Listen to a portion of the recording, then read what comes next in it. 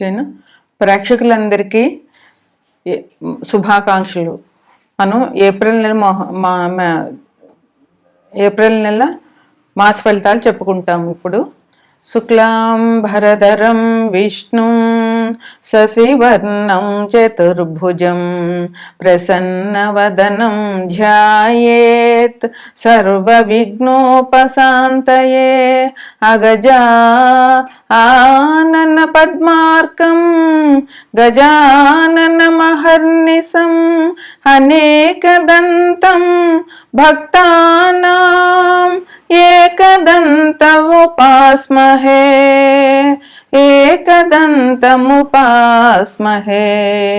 ఓం శ్రీ మాత్రే నమః. ఓం శ్రీ గురుభ్యో నమః. మనం ఏప్రిల్ నెల మాస ఫలితాలు చెప్పుకుంటున్నాము. ఏప్రిల్ మాస ఫలితాలు చెప్పుకునేటప్పుడు ముందుగా 12 రాసులకి ఈ మాసంలో ఎటువంటి గ్రహచార ఫలితాలు ఉంటాయి, అది మంచివా చెడ్డవా అన్నది మనం గోచారాన్ని చూసుకుని చెప్పుకుంటాము. అది ముందుగా 12 రాశుల్లో ముఖ్యమైనది. తదుపరి వృషభ రాశి. వృషభ రాశిలో కృత్తిక 2, 3, 4 పాదాలు, రోహిణి 4 పాదాలు, మృగశిర 1, 2 పాదాలు ఉంటాయి. వృషభ రాశికి అధిపతి శుక్రుడు.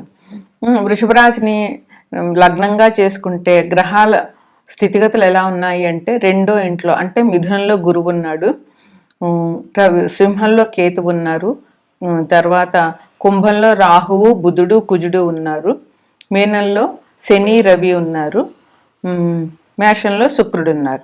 అంటే వృషభ రాశికి అధిపతి అయిన శుక్రుడు వృషభ లగ్నానికి వ్యయంలో ఉన్నారు. అయితే వీళ్ళకి ఈ మాసం అంతా కూడా, ఏప్రిల్ మాసం అంతా కూడా అనుకూలంగా ఉంటుందనే చెప్పవచ్చు.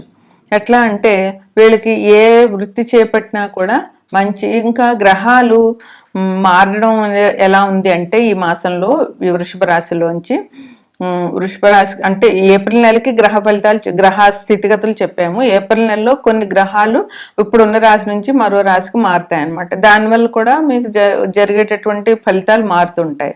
ఏప్రిల్ 15వ తారీఖున రవి, మీనంలో ఉన్న రవి మేషంలోనికి వస్తారు. అలాగే 11వ తారీఖున కుంభంలో ఉన్న బుధుడు మీనంలోనికి వస్తాడు. అలాగే ఏప్రిల్ 3వ తారీఖున కుంభంలో ఉన్న కుజుడు మీనంలోనికి వస్తాడు. దానివల్ల కుంభంలో ఉన్న కుజుడు మీనంలోనికి రావడం వల్ల కొంచెం ఇప్పుడు జరుగుతున్న ఈ యుద్ధ ఫలితాలు తగ్గే అవకాశాలు ఉంటాయి. ఎందుకనంటే కుజుడు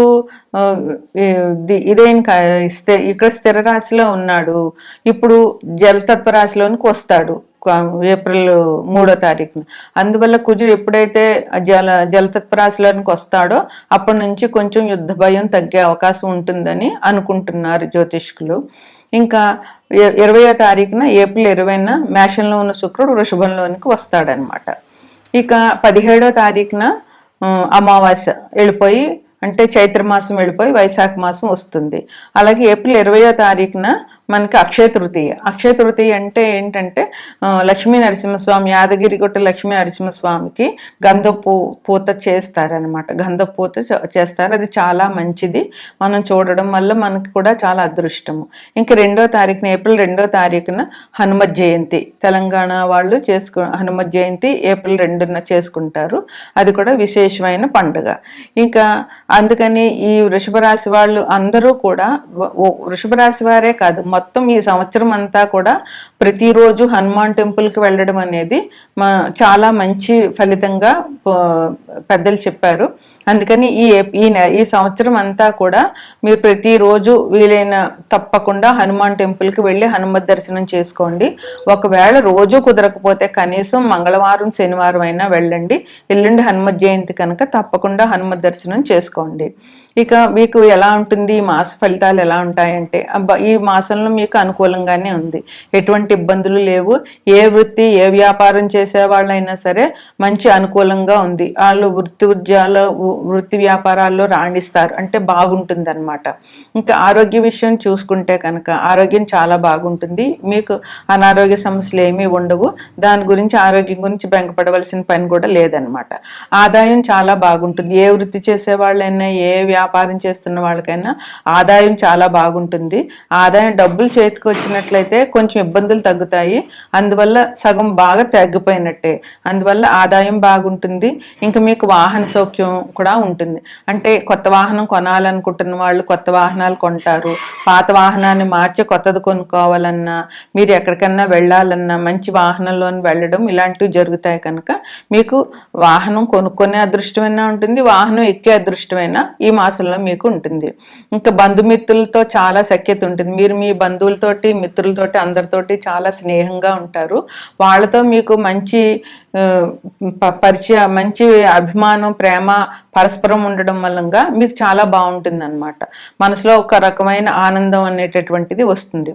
ఇంకా సంతాన సౌఖ్యం కూడా చాలా బాగుంటుంది. మీ పిల్లలు మీకు చాలా కోఆపరేటివ్గా ఉంటారు. మీరు చెప్పిన మాట వినడము, వాళ్ళు బాగా చదువుకోవడము, మీ మాట జవదాటకుండా ఉండి మీరు చెప్పిన సలహాలు పాటించడం వల్ల వాళ్ళు అభివృద్ధిలోకి వస్తారు. అది మీకు ఆనందాన్ని కూడా ఇస్తుంది అనమాట. ఇంకా శత్రువులపై విజయం. మీకు ఇదివరకు శత్రువులు ఎవరున్నారో వాళ్ళతో కూడా మీకు ఇబ్బందులు ఏమి ఉండవు. వాళ్ళతో మీ మాటే పై మాటగా ఉంటుంది. వాళ్ళు కూడా మిమ్మల్ని అర్థం చేసుకోవడము, మీ మాటలు వినడము చేస్తారనమాట.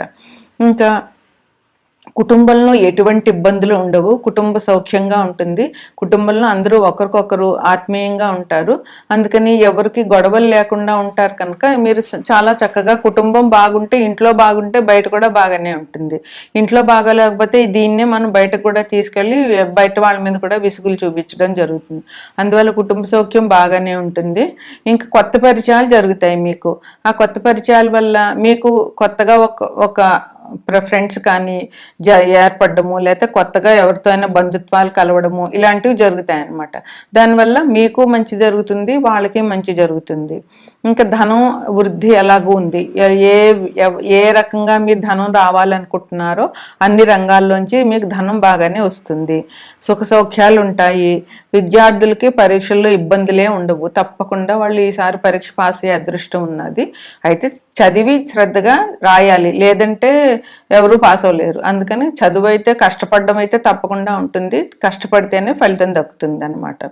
ఇంకా పోటీ పరీక్షలకు ఎవరైతే వెళ్తున్నారో వాళ్ళకి పోటీ పరీక్షల్లో జయం ఉంటుంది. మీరు బాగా చదివి పోటీ పరీక్షలకు అటెండ్ అయితే విజయం తథ్యం, అది గ్రహించుకోవాలి. చదవకుండా పరీక్ష రాసేసి విజయం రావాలంటే జ్యోతిష్యులు చెప్పారు రావాలంటే రాదు. కష్టపడితే తప్పకుండా ఫలితం ఉంటుంది అనమాట. కుటుంబంలో మీరు విందులు వినోదాలతో ఉంటారు. మీ అన్నదమ్ములతో కూడా మీరు చాలా బాగా ఉంటారు. ఇక మీరు ఏం చేయాలంటే ఈ ఏడాది కాలభైరవాష్టకం చదవడం మంచిదని జ్యోతిష్యులు చెప్పారు. అందువల్ల ప్రతిరోజు కాలభైరవాష్టకం చదవడం, ఇంకొకటి హనుమాన్ టెంపుల్కి దర్శనం చేసుకోవడం మీకు ముఖ్యమైనటువంటి పరిహారాలుగా చెప్పవచ్చు.